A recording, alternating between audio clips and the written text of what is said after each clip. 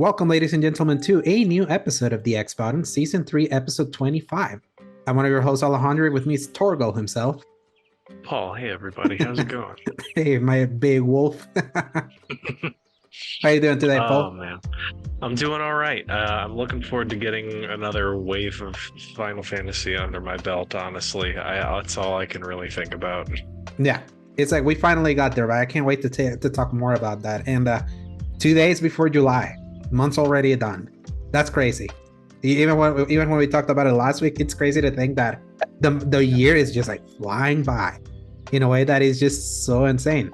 It was It's thanks to all of these amazing releases is what's happening. Yeah, it's like they help hide the fact that you went through a big move recently. Like, Yeah, that feels like a million years took ago. up like 2 whole months. It feels like, and then the brief time that I spent out of town, Mm-hmm. that was like another week knocked out of it. And despite all of that, it shouldn't have taken as much time as it did in my head, but all of a sudden it's like I blinked and all of a sudden half the year's gone. I remember when you didn't have internet for like a month?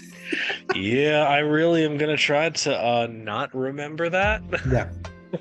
Imagine had that happened was some around this dark time. times. That would have really sucked. I'm really glad that we didn't have a whole lot of real releases yet during that time. Only one, RE4, which feels Yep, so and long ago, but it's this year. So, thank goodness it was a fully playable single-player game that I could just play in the comfort of my house. oh yes. But yeah, so just crazy. We're heading into July, and by the time we record next week, will it be? Oh crap! It's no. When's Independence Day? That's Tuesday, right? That's Tuesday. Okay, yeah. So happy Independence Day, early Independence Day, people, for all the U.S. or all our U.S. listeners. We don't celebrate our independence that day.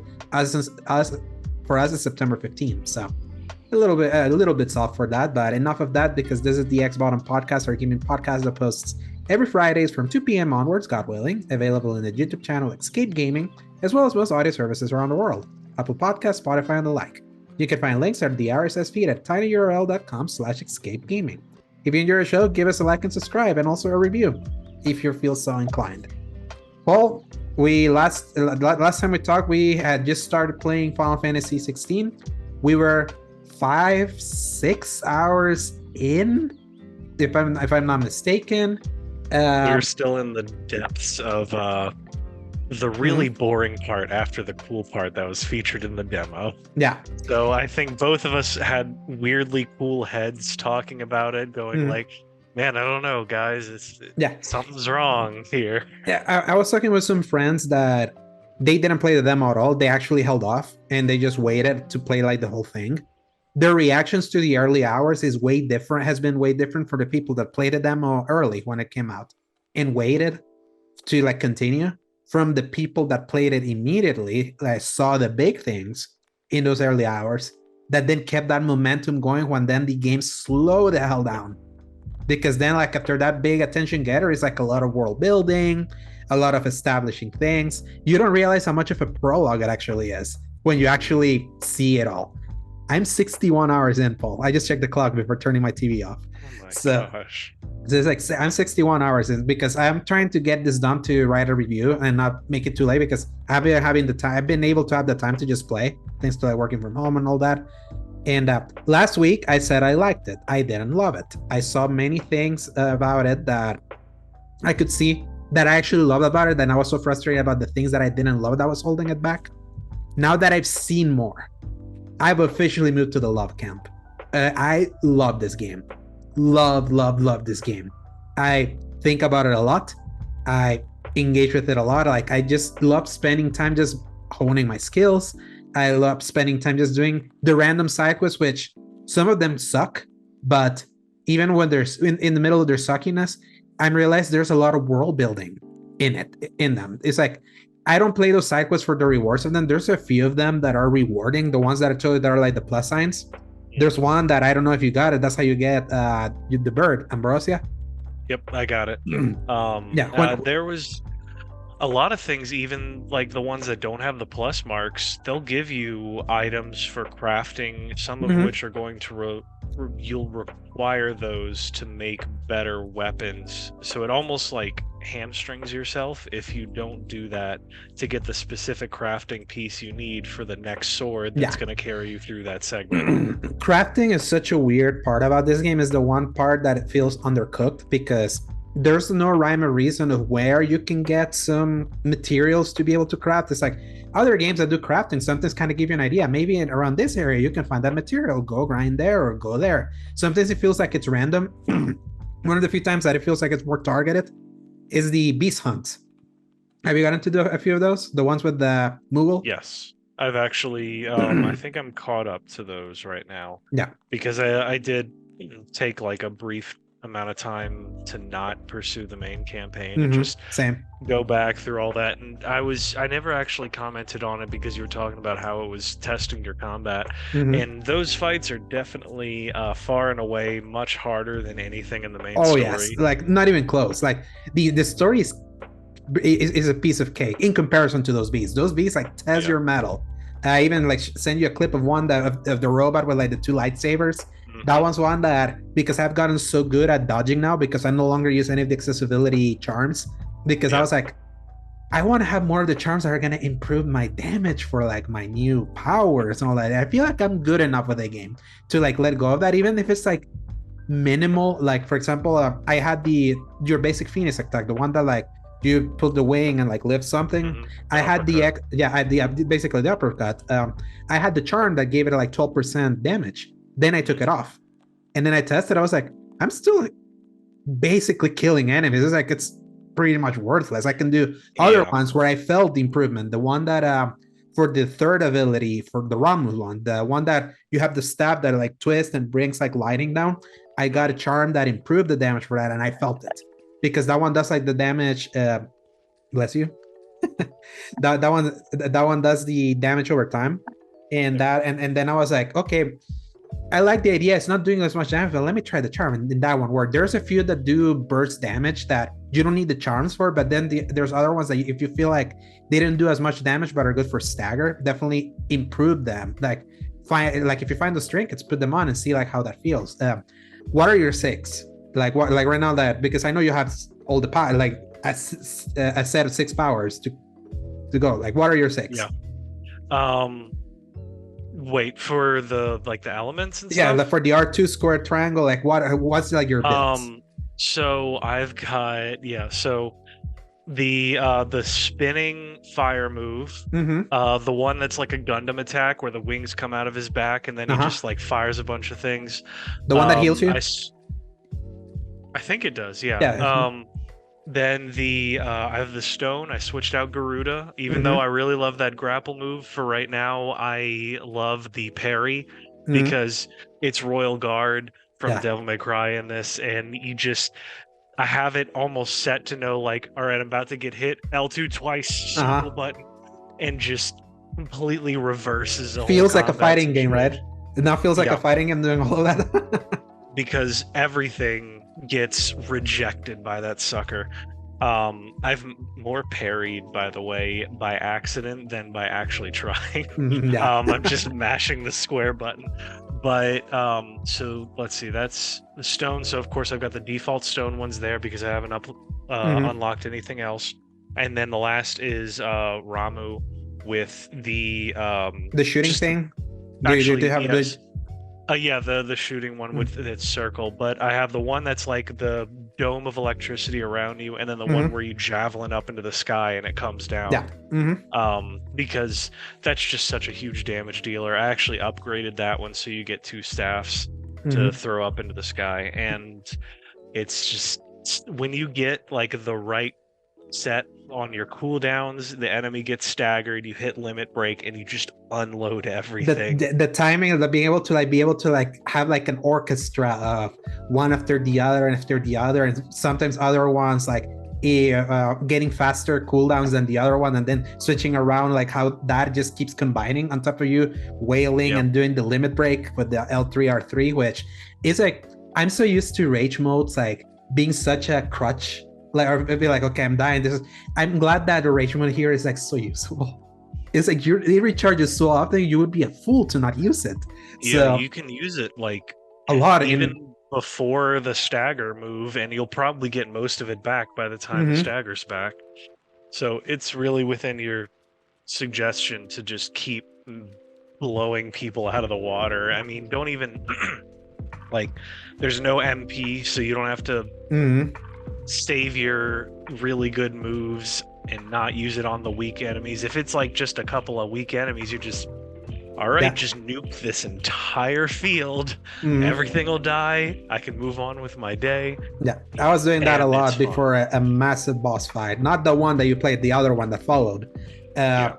Mine, like my build is, I still have Phoenix on, so I still have the wing uppercut. For my R2 triangle, I put Ignite, the Ifrit one that that they can start like rushing in. It's like that one's so satisfying because if you're like using that in a staggered enemy, you're staying there. It's like it just damages them over time, and so also good with stagger. I still have the grab move, the Nero grab move from Ramuda, but I completely mastered both the both basic Ramu ability. So the one that the big electricity explosion and the stuff that brings it out. So I put both those. Yeah. So I mixed those abilities. I no longer have like basic green abilities, but I have those Ramus with that one. So I still get my when I found out, by the way, that's mastery, the mastery system that allows you to fully master something, to be able to bring an ability of a different god into one of the L2 icon sets, so that you feel like you can be mix and matching while still keeping a circle that you may like while keeping the abilities of something else. I was like, that was eased me a bit of knowing that you can only have 3 of those equipped, especially because there's 3 more that you can equip afterwards. So it's like being able to like, you have to make hard choices of like, they want to. The first opportunity I have, I'm getting rid of Ramu as the general one, because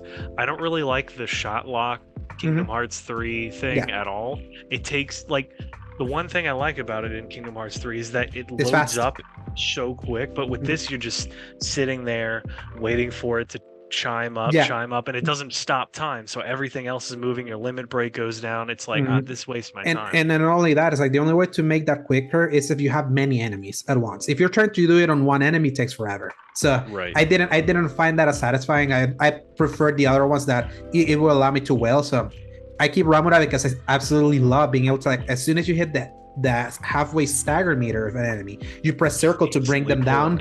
Yeah, so it's like an early like stagger to like keep just at least get another power in that will take a huge chunk of damage, and then just keep on it until you fully stagger it. And then I still have the Titan one. I still have like the big punch, the whole square that brings it. But my triangle one, I put the super ability that you unlock from Bahamut. Like recently, so I think that's what I've seen. Is it like the crazy massive laser? Yeah. So I have that. I'm gonna try it today because I had normal Bahamut stuff, which is like I had one that you're relatively close to getting the Bahamut stuff. Like you're not too far, knowing that you beat the Titan, which we're going to talk about. If I'm lucky, I can get through that tonight if I move with purpose. You will. Okay, cool. Yeah. So. And don't try to do many side quests that are not the plus signs at the very least right now, because there's a few of them that are a little slow. You can always double back later. But yeah, I've noticed after that last time skip, now it seems like everything's going to kind of stay within this. Yeah. So that I can just go back to all those side quests later on, which at first I was worried I was going to just miss out, because we were doing like the Witcher 2 style of you get an act and then it's over and everything there is gone forever. And now I'm realizing, okay, I can still go back if I need to. And even then, the crazy slab thing, you can reload previous areas to go back to the way things used to be, which it's so funny. Remember when I texted you? It was late last night. You probably woke up. That I was like, thank God for arcade mode and stage select. Yeah. My dad saw me play, and he was like, "Hey, show me," because I was just in the hideout, just having conversation. He was like, "So what?" Because it was like, what games are Final Fantasy? He's like, oh, is this turn-based? It's like, not really. So how's the gameplay? I was like, let me show you. I went to stage select and put the Ramura fight. That's one that you can jump straight to that one, and showed him. And he was like blown away, like at the scale, the intensity, and all of that. He said, it was like, yeah, the faces are not that great, right? I was like, it's not that they're not great, they're like stylized, because everything else looks so pretty in this game. In scale and like epicness, like I texted it. I think it was in our Sebastian chat. I was like, 2 games this year have made me feel like childlike wonder again. Zelda did it through its game. This is doing it through the sheer spectacle. As soon as I played the Titan fight, I was like, I can't wait for Paul to see this thing. Like, nothing prepares you. You probably have seen like random screenshots of like what it is, but well, it's like half of it is shown in the trailer, one of them. So I'm glad I forgot most of it, because like you see a few of the on rails segments, but you don't see any of the actual fight. But you do see, I think, the very end of the like part where he's huge. Because I do remember Ifrit like splitting it in half. Yeah, I think that was in the state of play. That I probably I do remember. So, and I think in the state of play also showed other interactions from a further one.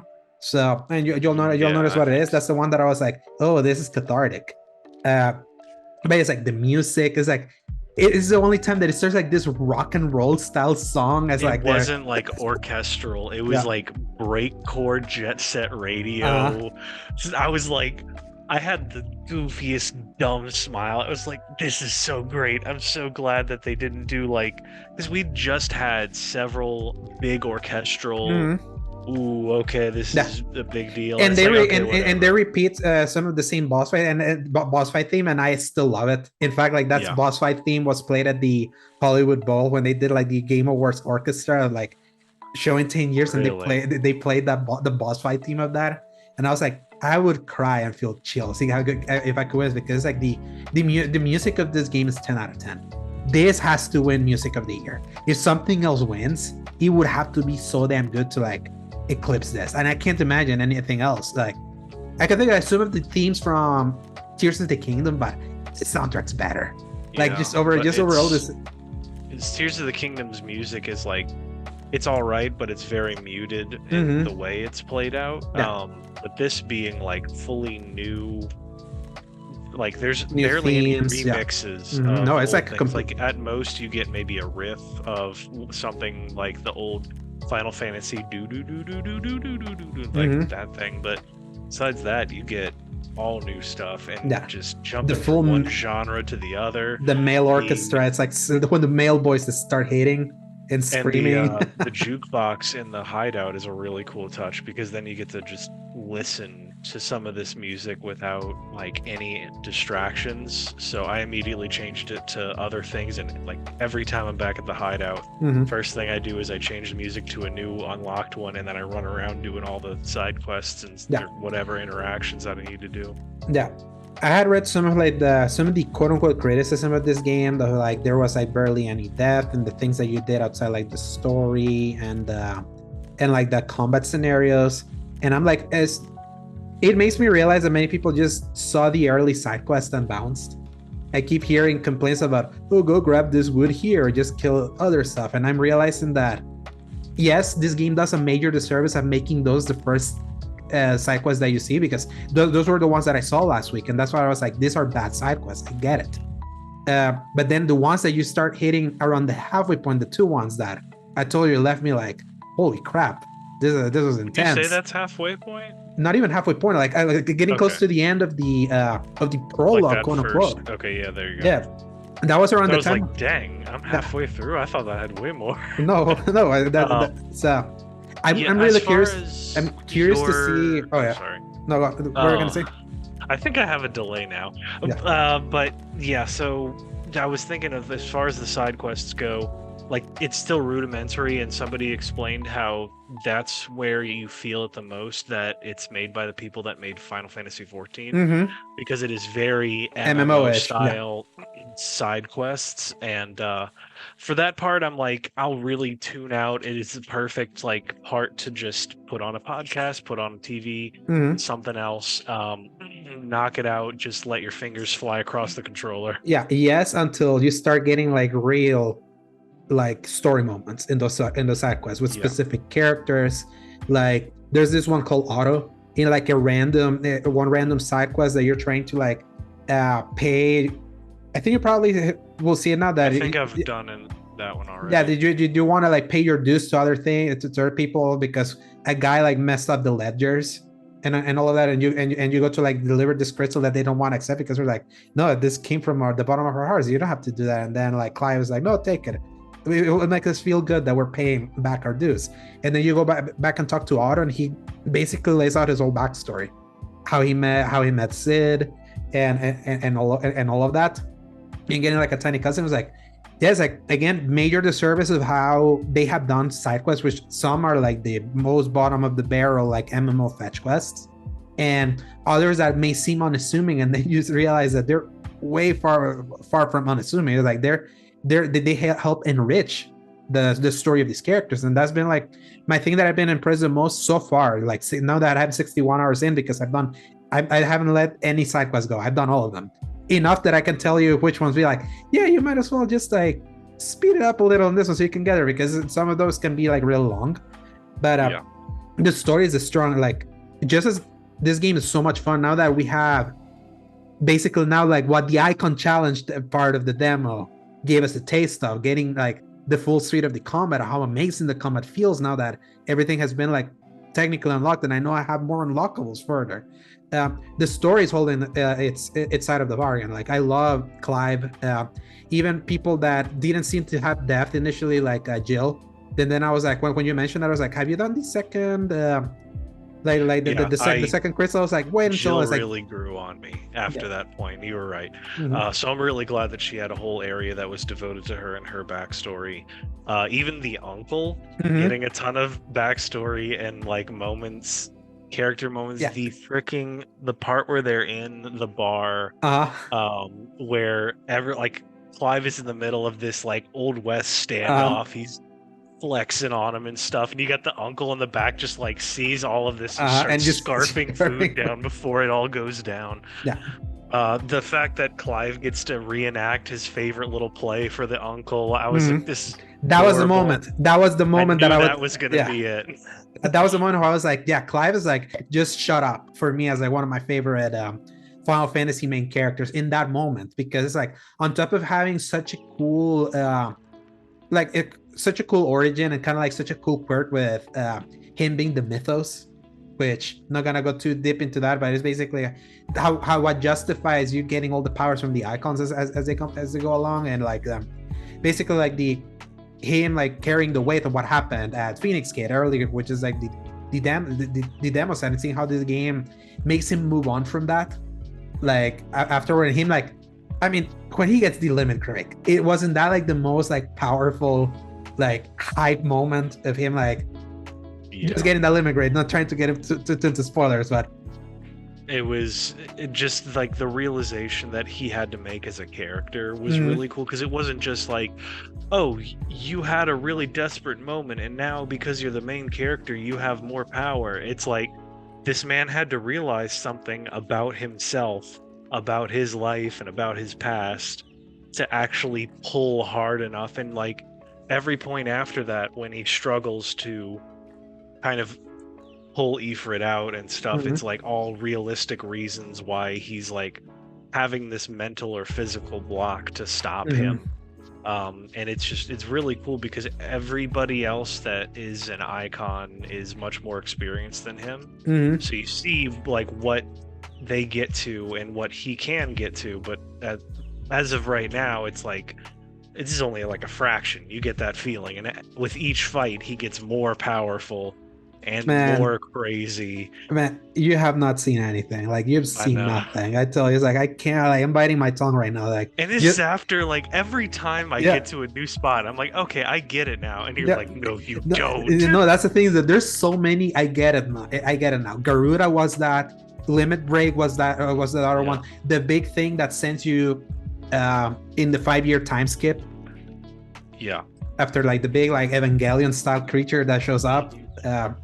And the big developments that happened then before the time skip, and obviously the Titan fight, which Twitter had just been like hyping it up so much. Even not seeing betas or anything, I was like, man, that Titan fight. I was like, I better get quick because like people are hyping it up too much. I need to like see it. I'm really glad I haven't actually heard anything about the story. The only thing I ever saw gameplay-wise was the Bahamut, like, oh, guys, check out this crazy build.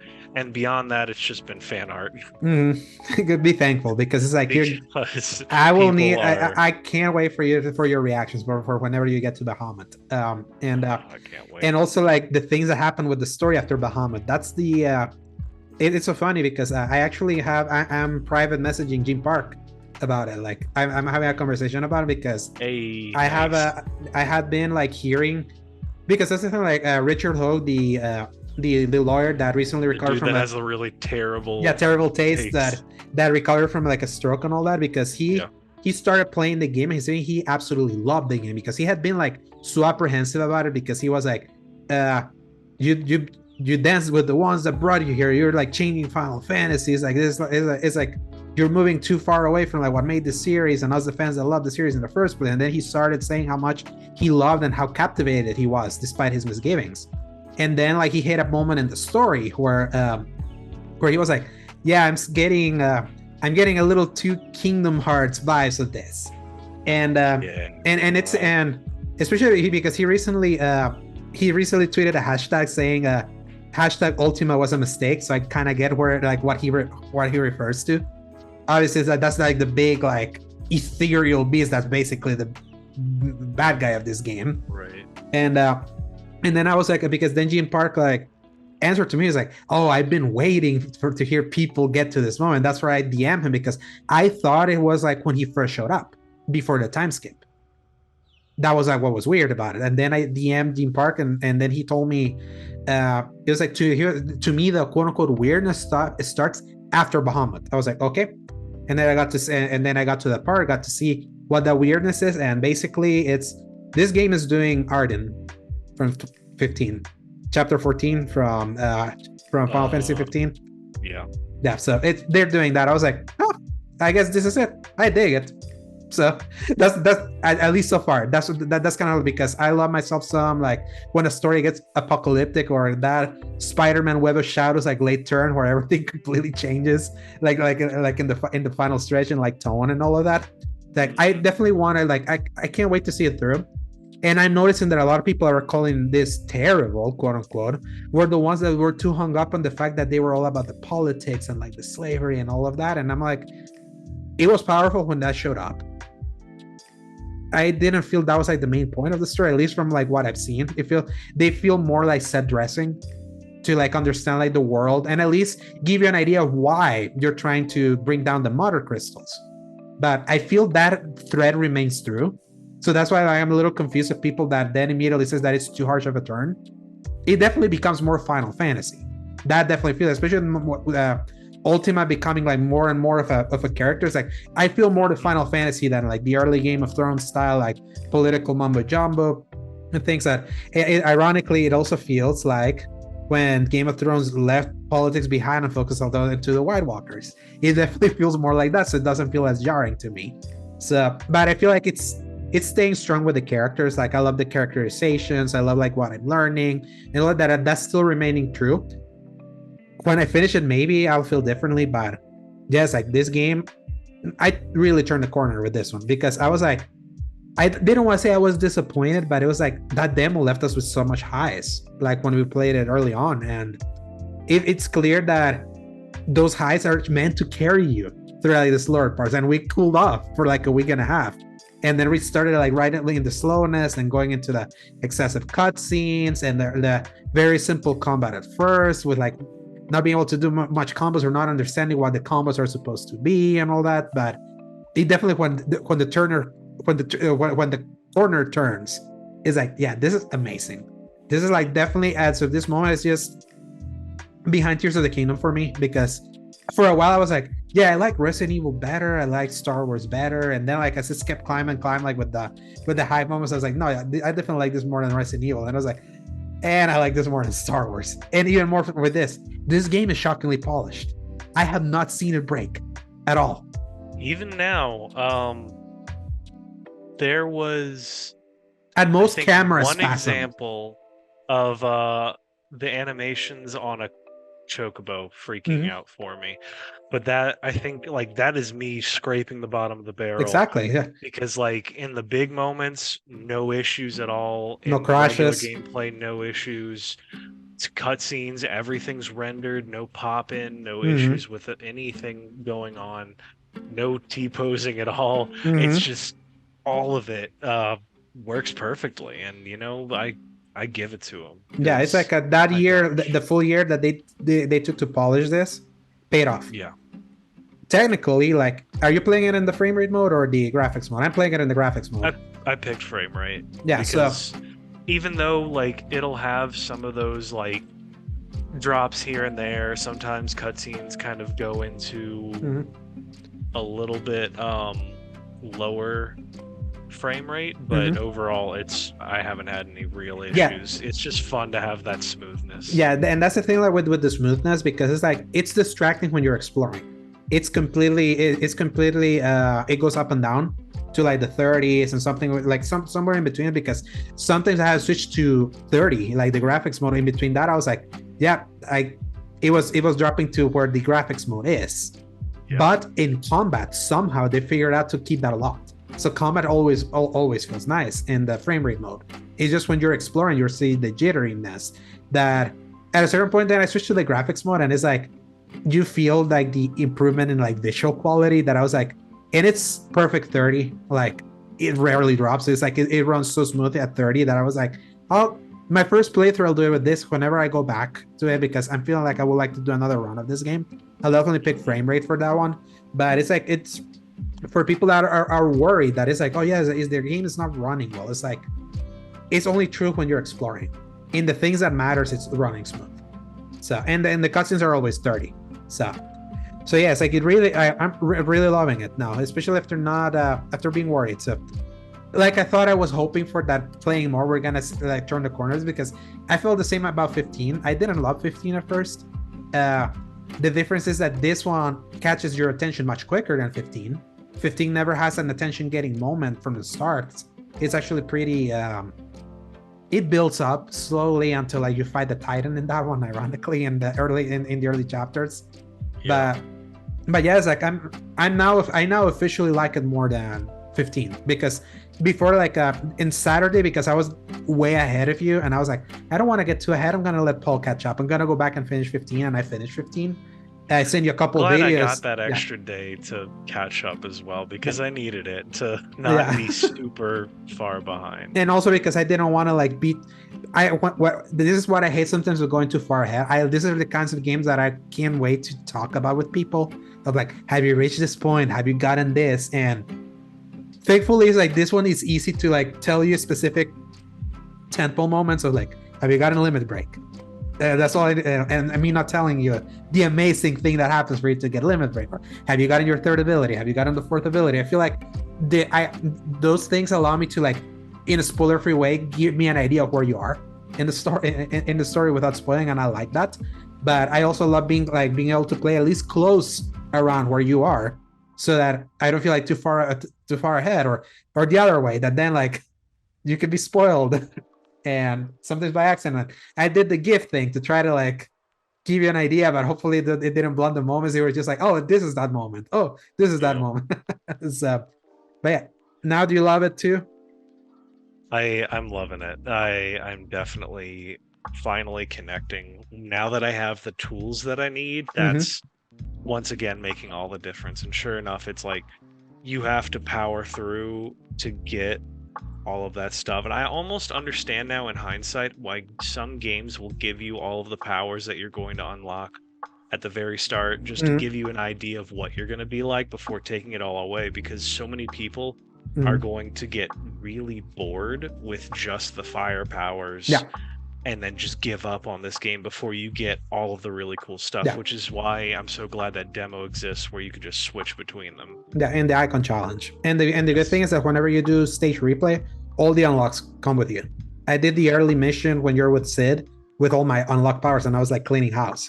I was like quickly, and my dad was like, this is sweet. So I was like, well, it is, because I'm like 30 levels above these like base enemies now. So that's why they were, but that feels so satisfying. It's like, I'm glad that there's the arcade mode where you can like do it with all like the cutscenes. So it's like you can play it as a Devil May Cry game of like get S ranks here, get all of that. It's like I'm seeing where the replay value of this comes in and how solid the gameplay mechanics are that it can stand that kind of like replayability. So, and I can't wait to also then do other rounds with the different powers. Be like, I want to see how it feels not having my uppercut. I want to see how it feels doing this other stuff because I'll have all of that unlocked. And it helps that resetting all of your abilities. I don't know if it costs anything. Not at all. I don't think it does. Yeah.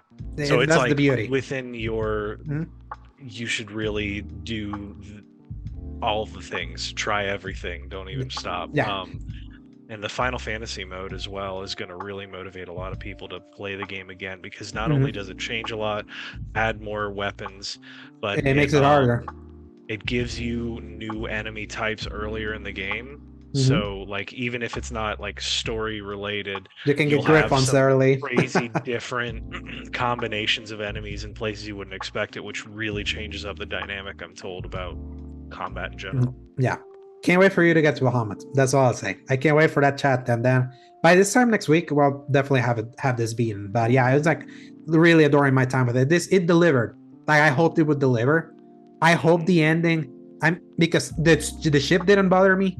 I'm hoping that remains like and nothing unravels for me from this point because I'm definitely like this is my favorite game after Tears of the Kingdom now. So and like I expected it could be after the demo. So it eventually got there.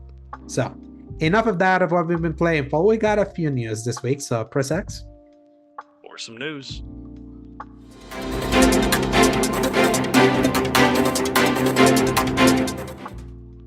So story number 1, staying in the Final Fantasy theme. By Andy Robinson, Final Fantasy XVI enjoys strong 3 million launch, but can't quite match its predecessor.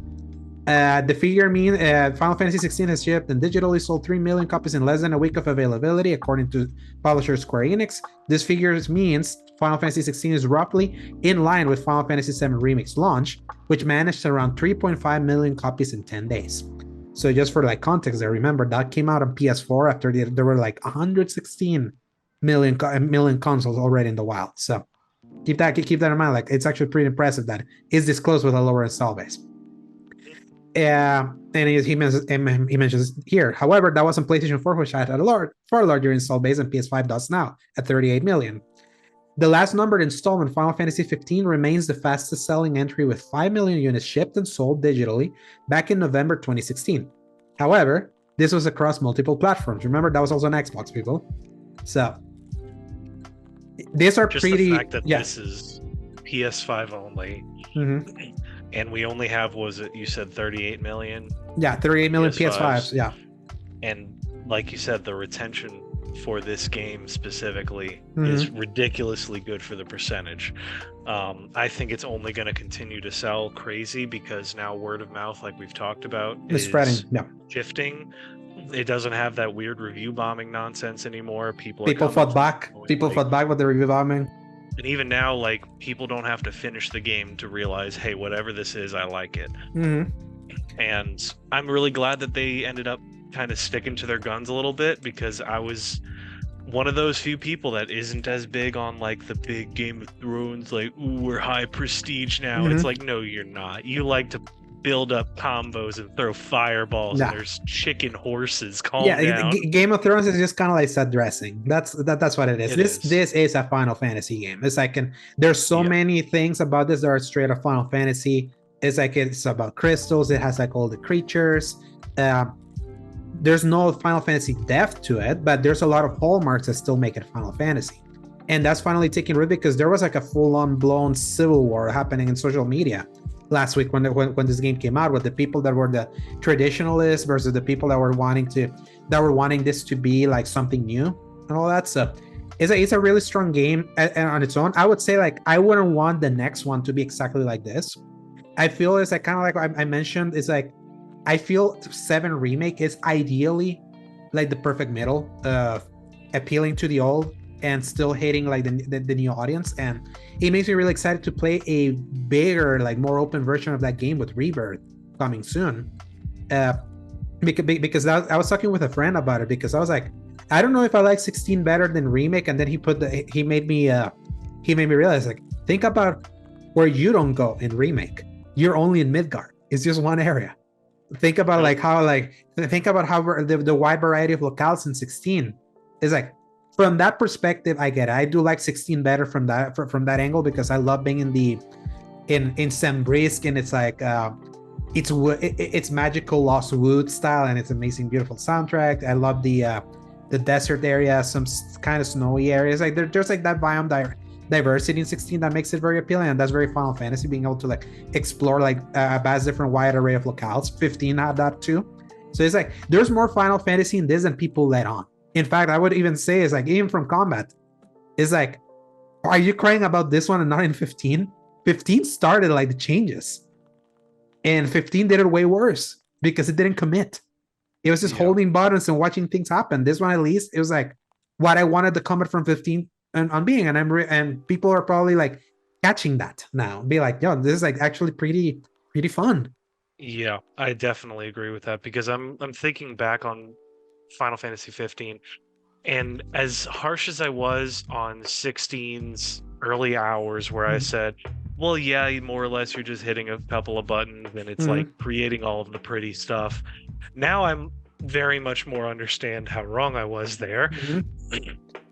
And how Final Fantasy 15 is absolutely exactly that, because all you're doing is teleporting, hit mashing square, and then holding circle to instantly dodge everything. Yeah, the only thing that 15 is superior from 16 is the fact that you have your controller in your hands more times than in 16. In 16, there's obviously the long cutscenes. So yeah, and I felt that when I finished 15 that Saturday, that I let you catch up. That's like the only area right now, and other than like how emotional the final moment of 15 is, like how powerful like it is for like the characters, that I can see 15 like in the things that I like of 15 more than 16. But there are a few moments that I've gotten pretty emotional with 16, with how it deals with like characters, and you'll see the catharsis that I was mentioning in the Bahamut fight. It's such an amazing moment. I can't wait for you to see it. But yeah, it's like, I'm glad that despite any brouhaha, and there was like even someone saying that they had heard that the pre-order numbers for 16 were soft. Remember that? I do remember that. How wrong were they, huh? Yeah, I'm really glad that was wrong, because there's certain wrong lessons that can be learned, unfortunately, but I feel like there's more good lessons that people can learn from this, because just from the gameplay aspect, if you make that really work, you can kind of just string together a few other disparate elements until things really click for people. Because that's one reason why I was struggling a little bit, because the story felt like a different game from what the gameplay was. Now I feel like we've gotten to the point in the story where it all fits. Yeah, and it's all building up from. Like, it's fitting all the pieces together. It's like it's like that disparate nature was intentional, because then all of that comes to a head, and I really like that about it. And 16 is like kind of like this weird thing where people that don't like what it is, I think it's more a taste thing.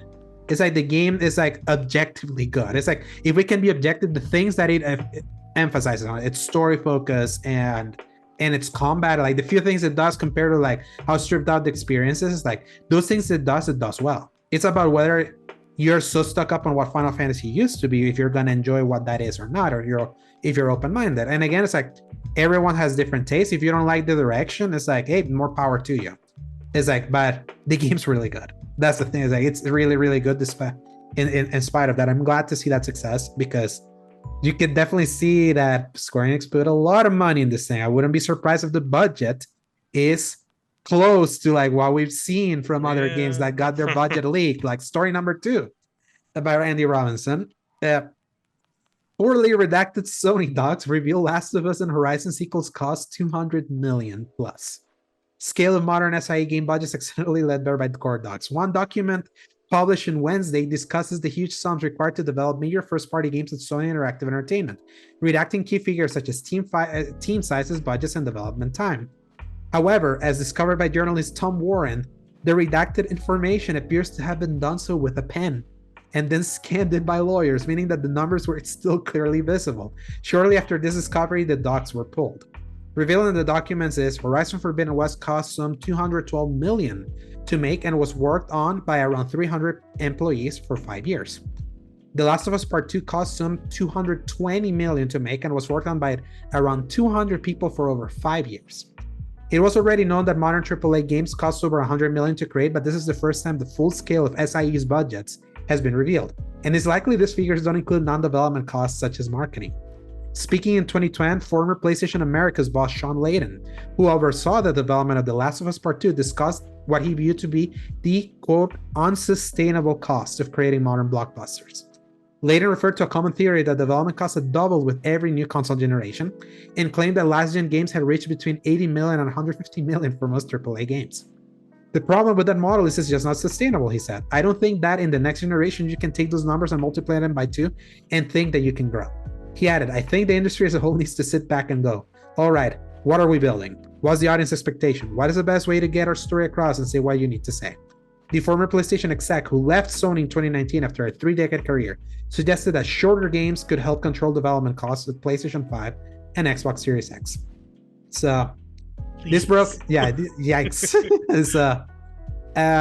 This broke late yesterday. It was like when I saw it, I was like, it was serendipitous. I didn't realize how we found this out, but that is hilarious. Oh, yeah. That it is just pure incompetence. Yeah, but and I don't think it was Sony that did that. It's some lawyer that was in charge of that thing. How do you like redact something with a pen and not like with like the actual like document like redaction that you can use in like Microsoft Word and all that to like clearly block things?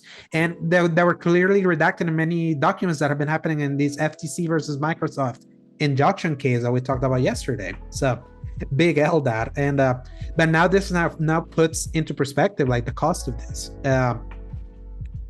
That's a lot of money, and I would say now it explains a bit, as much as it sucks, why Sony's trying to do live service games also, because their games are taking even longer this generation. That's kind of like what I was mentioning. I mentioned in our chat with our buddy Sebastian yesterday. This is why I feel the success of Elden Ring is like such an interesting flashpoint for the industry, because Elden Ring is far from the best looking game, like far, like from any. It's like, in fact, you could even make the argument in some perspectives it's kind of ugly. It has great art style, but it's like in the technical sense and like in textures and all of that, it's not as pretty as some of these games that have this massive budgets. It sold more than many of these games, even being uglier.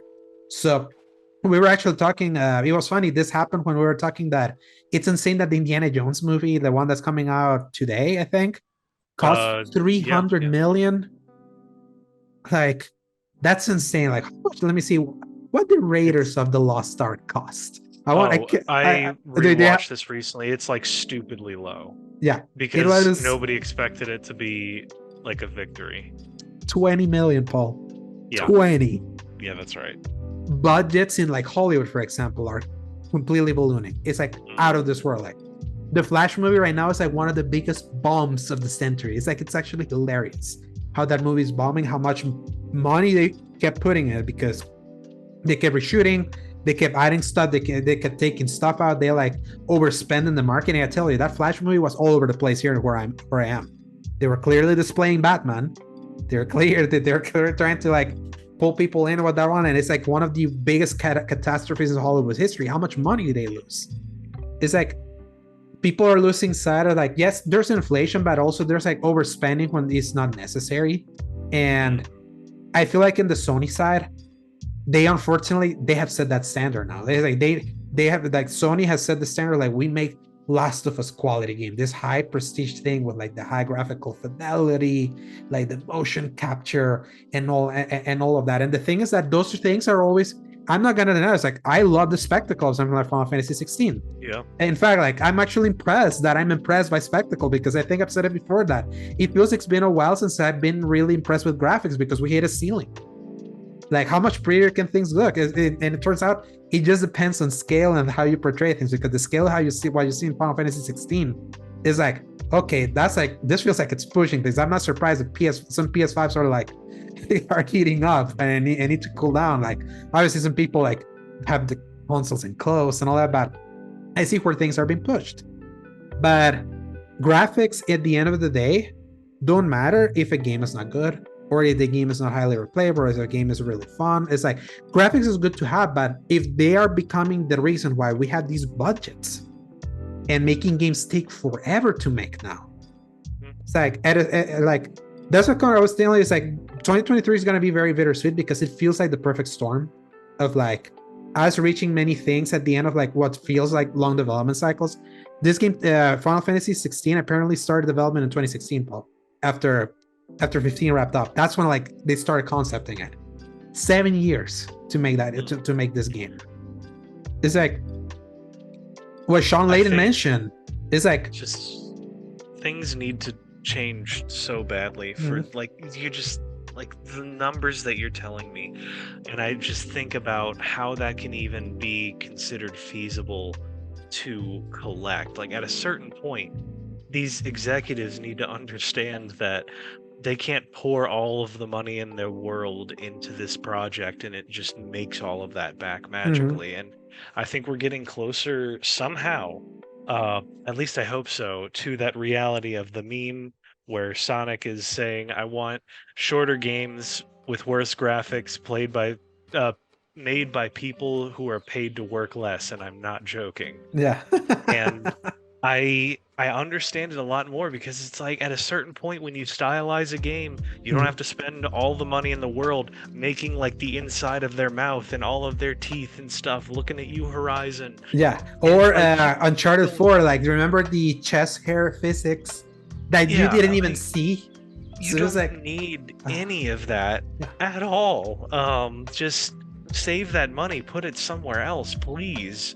Just make a good QA team and make it just a mechanically solid game, and people are going to probably just be okay with it anyway. Yeah, and I keep saying it's like if this is the kind of games they all want, people want, good luck playing like getting even one of those a year sometimes because of the extended development cost.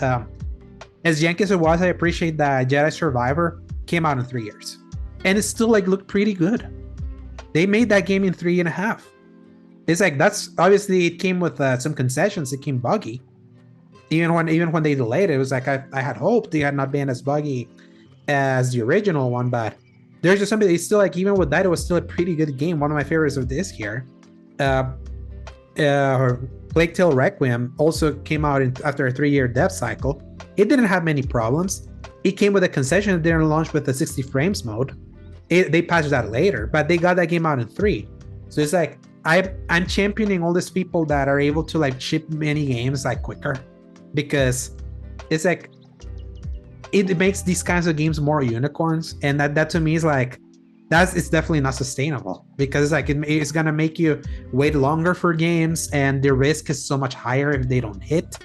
So, and from what I understand, why Sony is trying to like throw so many live services into the wild to see which one sticks is because they're trying to apply the EA model that they have finally applied, which is like you have your games that bankroll you, and then you're able to do like the other things. So like right now, like the budgets that games like Dead Space or Jedi Survivor got, or even them doing like something weird as like Wild Hearts, or even the upcoming Immortals of Avium, which was delayed until August, is that they finally realized that there is demand for single player games, but they have cash cows that help bankroll in case this don't hit. And the big success for them is that these games have both hit and sold well, on top of like the big cash cows that keep happening. So it's like that's like the only way for them to give the high quality to these games that take longer than they should. Dead Space Remake is funny. It's like that game took 2 years to make, I feel like, because it was announced in 2021, and we even saw like the early dev demos. Like they were like in the white screens that you see like in the dev environment. They were showing that in 2021. They got that game out in 2023. Like even probably they were concepting things, but that didn't prevent that game from being such a high quality thing. Even if a lot of the design that was like from an old game, that's the ideal.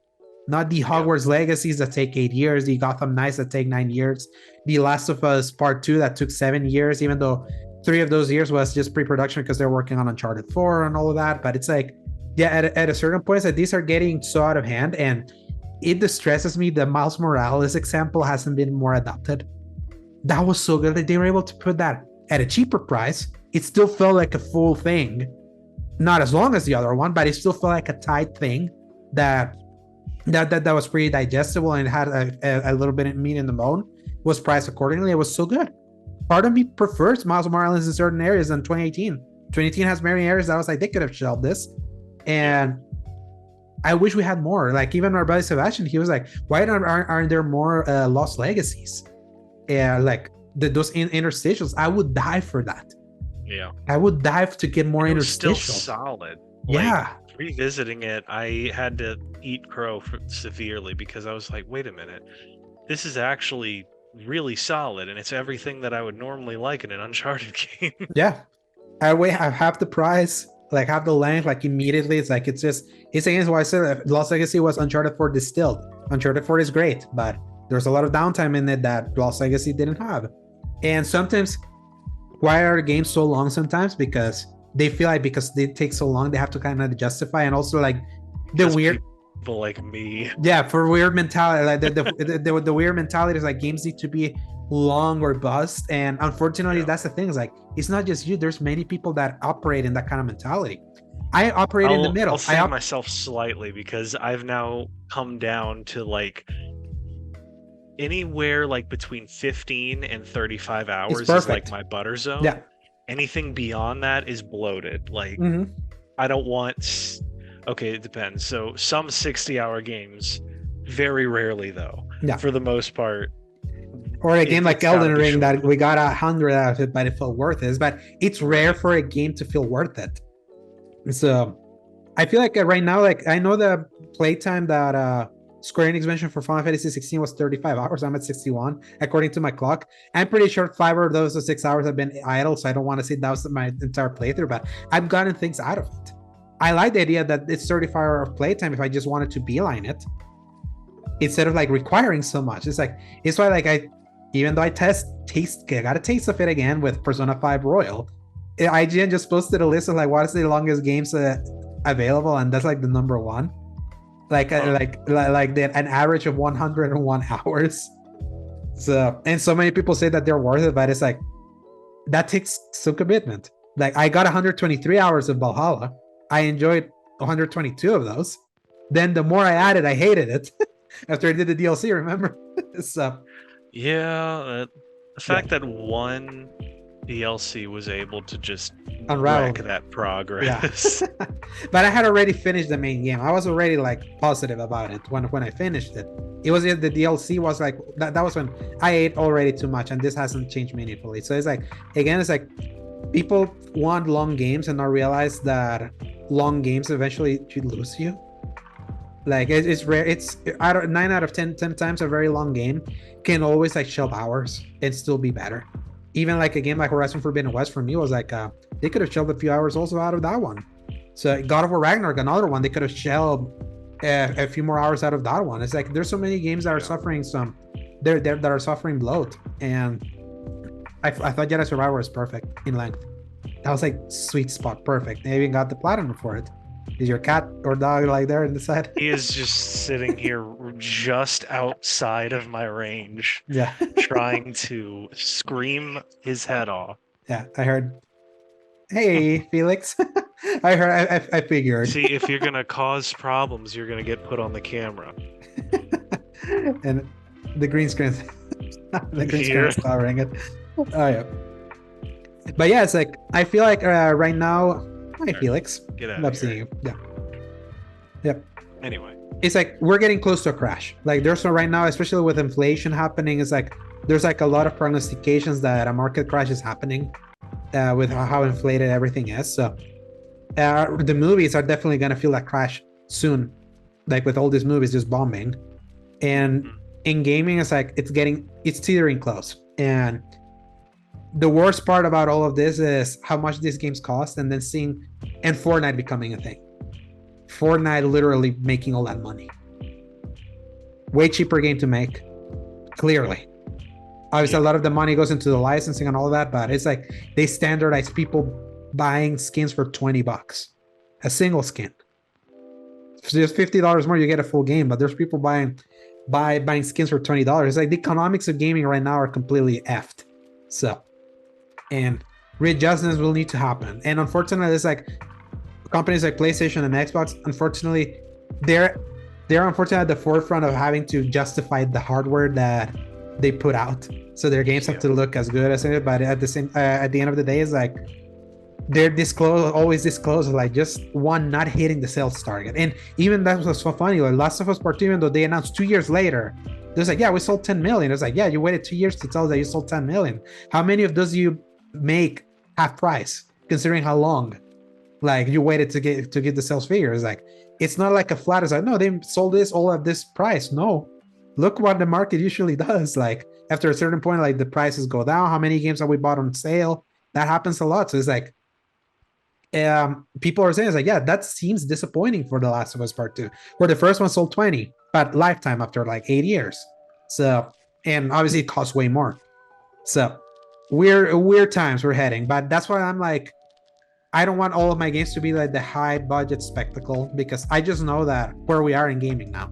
So that's why like Elden Ring and Zelda being such huge successes without even having remotely of the things that people say they demand out of like games visually and all that. I remember when Elden Ring's gameplay was being shown, people were like, this is ugly, this is nasty. It's not perfectly looking. To be fair, I was also that. I was guilty of that back then. My mind has changed after 2022. That's when I realized, because look what long development cycles do, people. You get at 2022 where nothing comes out. So, and I never want to go through another year like that again. So, story number 3, Paul. Now we're delving into Nintendo side. Nintendo's next console. Shareholders ask about backwards compatibility and more. In May, Nintendo reported a slowdown in Switch console sales, but suggested no new hardware will launch before April 2024. Following its sales update, Nikkei Asia claimed to have been informed by a source close to Nintendo that work on the company's next console appears to be going smoothly. Unsurprisingly, several questions during the month's shareholder meeting were about its plans for future hardware, including backwards compatibility support. Nintendo 3DS and Wii U games purchased through Nintendo eShop can't be transferred to Switch, and one shareholder suggested it would be disheartening if this was also the case with Nintendo's next console, putting a period there. It will be fucking disheartening if that happens. Yeah. That would be terrible, especially with the way Xbox now and Microsoft and Sony, Xbox and PlayStation have finally figured out how to not lock a game into its previous generation. If Nintendo pulls that again, that's not going to work out pretty well. End period. As for his thoughts on this, company president Shuntaro Furukawa responded, translated by BGC contributor Robert Safatson. We are always considering various things about the specifications of future hardware, but at this stage, I would like to refrain from making any specific comments about future hardware. As for the sales type of Nintendo Switch software, there are different types, like physical package software bought in stores, download versions of packaged software, and download-only software. Many of our customers have been playing on the Nintendo Switch with download software or download-only software, and compared to previous game consoles, the rate of digital sales has been increasing. As a company, we would like to continue proposing unique gameplay through dedicated game consoles that integrate hardware and software in the future, so please look forward to it. As if the company would share any specific strategies for moving from Switch to its next console, Furukawa told shareholders the company wants to utilize Nintendo accounts to help make the transition process a smooth one for customers.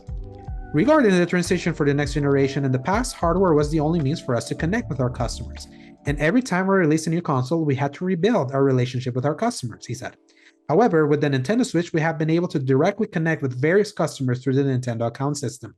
The Nintendo account is not only usable for those with game consoles, but also for customers on mobile devices, and the current number of accounts exceeds 290 million. In the transition from the Nintendo Switch to the next generation console, we would like to make sure that customers can smoothly transition while still utilizing their Nintendo accounts. Hey Nintendo, you want to make sure you fulfill that last one? Make backwards compatibility. So, I am glad that they're finally having to address the elephant in the room. If their shareholders are finally asking the real questions, going, hey, buddy, it's about time for you to put out the next system. What's the frickin' deal? And especially now, I don't know if there's going to be much longer that they're going to be able to hold off on telling people about their plans for this. it's either they do the Switch Pro and just make a beefier version and just try to wring all of that out, in which case you kind of sidestep this whole issue, because then it's still the Switch. Or you have to make something that's a successor and actually, you know, commits to the bit almost. Yeah. At a certain point now, that we have reached the point where backwards compatibility is like such an important thing for ecosystems, especially now that it's kind of like what Microsoft was mentioning when they did when Phil Spencer did his interview over at Kind of Funny, where he basically like when he took the fault for like Redfall's failure and being a little frank about like the Xbox brand in comparison to like where it stands against Nintendo and Sony, how he was mentioning how the Xbox One generation was the worst generation for them to lose, because it was the moment where digital became a thing.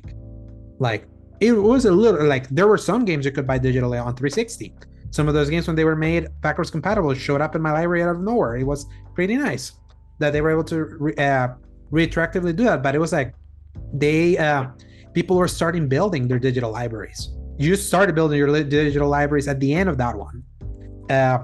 When you're like buying things that remain on the cloud instead of like a physical box, you feel more connected to your box because you feel like you're like investing in that ecosystem. So it's like, it makes sense why the 3DS and Wii U didn't, because it was like, yes, there were digital sales for that one, but a lot of the sales for those machines and the majority of those games sometimes were just physical only.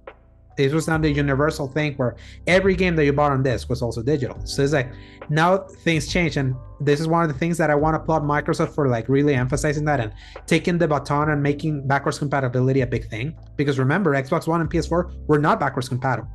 Nope. Then Microsoft like software engineers an emulator to make that backwards compatible, and now the Xbox ecosystem is like one of the best ones to be able to experience games from all the way back to 2001. Obviously not all of them, because some of them are stuck in like in limbo with licenses and all that, but it's just the idea that they were able to do it, that it forced Sony to really take that seriously when they moved to PS5.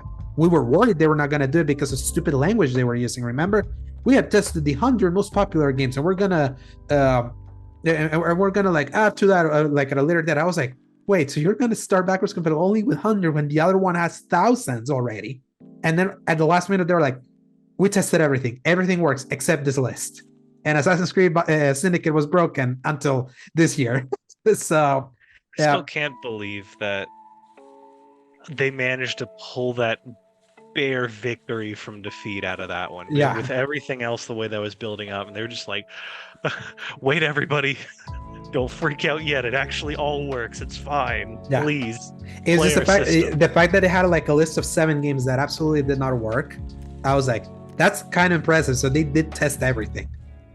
And obviously there's a few games that they tested that came with a few errors. So like Mafia 3, I think you had that problem where you were starting losing control after a little, after playing for there was a lot of issues with that, but yeah, most of it was visual, but every once in a while there was some kind of deep mechanical issue with that game. Yeah, and obviously I waxed poetic about like how broken I was that Syndicate was broken on PS5, that I went and bought the Xbox version to like keep that secure like going forward, because be like, yes, like my PS4 eventually is gonna die down, so I need that game in my library going forward. And then I don't know where this year they were like, yeah, we fixed it, and it worked so well. I got to test it a little bit. I was like, finally, Paul will be able to play this someday. It's not this year, but I mean, it lifted, because it's like, it feels good that you're carrying things forward, like it does. Yeah. So that's why like Nintendo now is like, this was the first generation where like every single game they sold was digital and cartridge. And to be fair to them, like Nintendo's probably the best one that does physical emphasis better than the other ones. Sony's like a halfway step, because it's like compared to Xbox, where they only sell keys in the disc and you still have to download the game with the disc inserted. There's many games on PS5 that the full game is in the disc. We've gotten weirdness right now. Like for example, Jedi Survivor was one of the first ones that you needed to download the game even if you had the disc, because the size was 150 gigs. Final Fantasy VII Rebirth, they're doing the 2 discs like Remake did in the disc version. So it's like there are a few that are still trying to keep those games like in preservation mode and disc mode, but it's like Nintendo, like all their games work in cartridge. You insert the cartridge and it works. I would hope now that they know that there's like a full digital library that everyone could buy, the next system has to play those games, all of them. Yeah. Like if they are able to get that nailed, I'm punting this machine and getting a new one. Like I'm punting it and giving it a backing funeral. But I hope it's like with Nintendo's always like they're such a frustrating company, always such a frustrating company. They gave us one of the greatest games ever with Tears of the Kingdom this year, and they're still like ones that they always make me worried when they talk about this kind of thing, because they're so backwards in so many areas, so backwards. And today I got my $50 charge. Yeah, and today I got my $50 charge for the Nintendo Switch Online, and I was like, "Ooh, yeah, $50 out of my pocket." But they have added enough that I'm like, it's not just the N64 games, the GBA games that has my Metroid Fusion in there. I like that. Yep. So, but yeah, they're frustrating. But at least, thank God for the shareholders that they're actually pushing the buttons. Keep the feet to the fire, shareholders, and please, Nintendo shareholders, you understand where the market is. Don't let them get away with no backwards compatibility.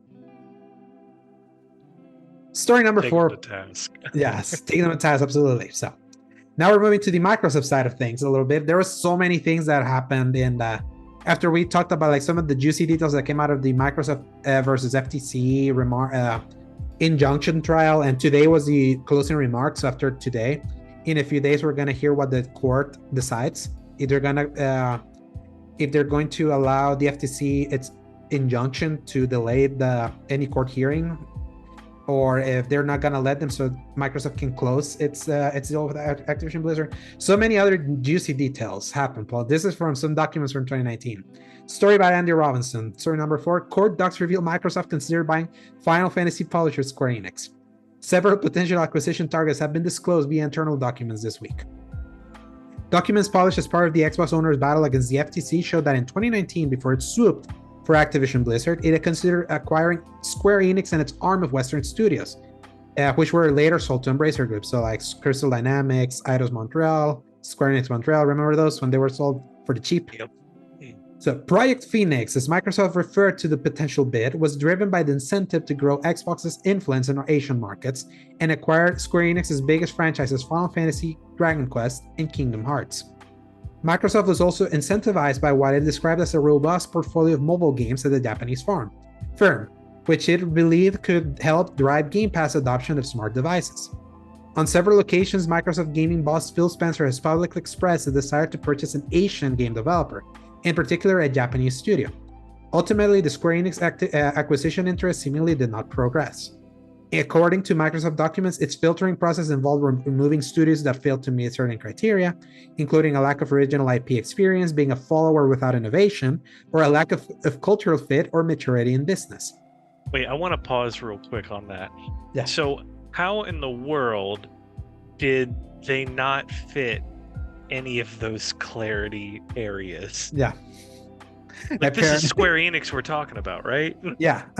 Well, why they stopped? Because they were like, oh yeah, it's like, if we want to get them, it's like we would have to remove studios that failed to meet a certain criteria, including a lack of original IP experience, being a follower without innovation, or a lack of cultural fit or maturity in business. This is all of those teams have all of those things. Like, they've either been around for a long time, they've innovated in crazy ways in each of their genres. What in the world were they thinking? So to play devil's advocate a little bit with that, before we continue with that, cultural fit I see because it's a Japanese to American company. That's a follower without innovation. Square Enix, it took a long time before they innovated with anything. In fact, I would say the last time they quote unquote innovated was Final Fantasy VII Remake, by doing that hybrid of the action game with turn-based. No, obviously it was Marvel's Avengers. Follower without innovation. Yeah. All right, you know what? You got me on that one. Maturity in business. How many times have they said many games didn't like meet their expectations? Literally, all of their Western studio games always failed to meet expectations, but all their Japanese studios always did. So I see why they caught, because it's like Square Enix is a weird company that has like a bevy of really important IP, but they're also a very weird company.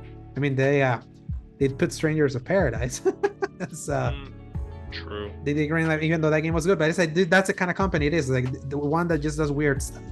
And also, let's whatchamacallit, do pixel remasters. So people have been clamoring for the old games to come back. We're gonna start putting those in mobile and PC. We're gonna wait almost 2 years before they're like on Nintendo and PlayStation, which they finally are for $75.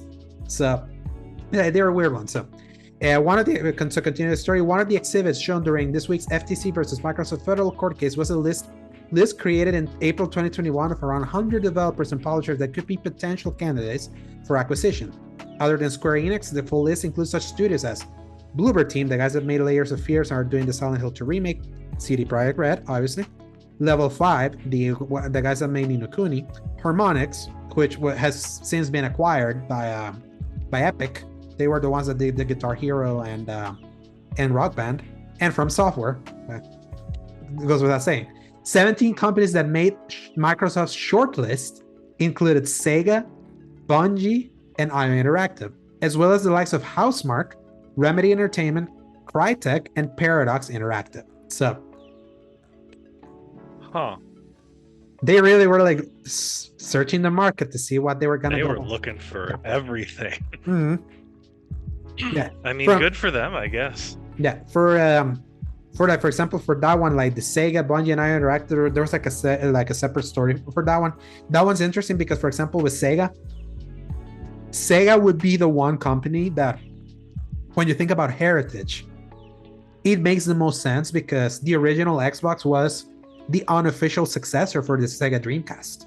When the Dreamcast died a horrible death, a lot of the IPs that were lingering there were ported over to Xbox, like at the launch. That's a Radio, Sega GT, Panzer Dragoon. So there was kind of like a little bit of heritage there. And obviously right now Sega gets weird because they got absorbed by Sammy, the Japanese company. So it's Sega Sammy. So it's like they couldn't just go acquire Sega because they would have to do the best from Sammy. And today they said that they like being independent. And also there's like the complication of Sega acquiring Atlas and making Persona, and then Persona being there. And Persona historically being a series that was like at home at PlayStation for a while until like last year when Microsoft finally managed to break through and brought those games to Game Pass. So, and debuted new games in their stage. Bungie obviously was like, yeah, they let it go and they were trying to like reacquire it, but then they mentioned how they were like a high burn rate studio, kind of like especially trying to maintain a game like Destiny 2. And obviously Sony offered them the movie deal, so that's why they went that way.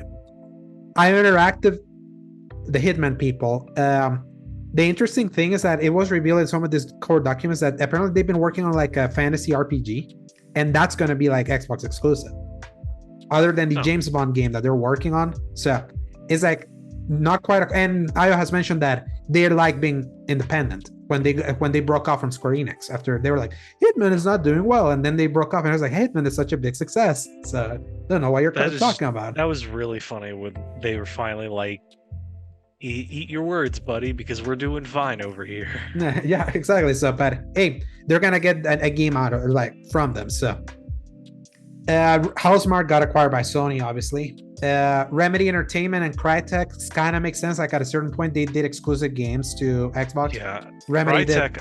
You could have convinced me that they were already owned. Yeah, Microsoft. Yeah. Until recently, when the Crysis games came out on everything. PS4. Yeah. And the thing with Crytek, the thing that they made exclusive for Microsoft was Rise, Son of Rome, and Remedy obviously. Right. Yeah, and then Remedy did Alan Wake for them, and then did Quantum Break. So then after Quantum Break didn't do well for them, that's when they broke off and became like a multi-platform. A freaking TV show and a video game. Yeah, bull crap. Yeah, I want to remember that it was a game conceived during the TV era of Xbox. So. Yep. Which is funny because now we're in the era where we're seeing games get TV shows now. It's just not in the game. So it's like that game was way too ahead of its time. I'll take it because that just wasn't not a good idea, I don't think. Yeah. Stop playing for 30 minutes to watch a full TV episode in between acts. That's what it was. And I'm pretty sure it was like unskippable or something. Like I think eventually they made it skippable, but I would just be in my phone whenever those TV episodes happened. I can't believe that nonsense. I've been trying to replay that game, but the file size because of the stupid TV show is so damn big. something like 150 gigs. Yeah, so 150. Yeah, and the game itself is just 40. So that's how much gigs the TV show had. That's just terrible. So, yeah, Paradox. I'm trying to remember what else they had, but it's like, yeah, against Microsoft, that was the problem with that company, is that the only way for them to succeed is like through money brooding. Like, let's try to buy our way in, because the things that we do are not strong enough. So, and I'm scared, like, they said that if the Activision Blizzard thing goes through, they're not done acquiring. So it's like, I would hope at a certain point someone puts a stop, or like you reach a point where you're like, hey buddy, you have 30. Do you want to be Embracer? Look what Embracer with all their 100 things, what's happening to them now. So it's like, and they still, the video game yard sale. Yeah, that's coming real soon, because they gotta divest, because it's like they lost so much money on one deal that failed on them. So I hope when it gets bought, it's at least people that actually want to make games with that IP. I hope it's not going to be somebody like, oh, I'm going to collect this IP and sit on it for 20 years. Yeah, that's kind of how Embracer felt a little bit when they were acquiring literally everything. So, but it's so funny that then as soon as they start putting games, their first original game, Saints Row, bombed. So yeah, massively. Even though we enjoyed it a little bit. When I realized we all enjoyed it because we were starving. When you're starving, everything becomes enjoyable. So, everything's delicious. Yeah. So story number 5, Paul. This one it pleases me very mightily. Story by Tom Ivan from BGC number 5. Metal Gear Solid Master Collection Volume 2's games have reportedly leaked. Publisher Konami confirmed a full lineup of games from the first volume, as well as its release date and the platforms it will be available on. Following the announcement, Twitter user Nitroid found that the Metal Gear Solid website had added buttons to its franchise timeline for the games included in Volume 1, plus placeholder buttons for Metal Gear Solid 4 Guns of the Patriots, Metal Gear Solid 5 The Phantom Pain, and Metal Gear Solid Peace Walker. There's my dog. After this discovery, IGN reported to have heard that the 3 games are set to be included in Metal Gear Solid Master Collection Volume 2. Notably, 2008's Metal Gear Solid 4 has only ever been released for PS3. 2010's Peace Walker debuted on PSP before making its way to PS3 and 360, while 2015's Metal Gear Solid 5 is available on PS3, 4, 360, Xbox One, and PC, and they're backwards compatible.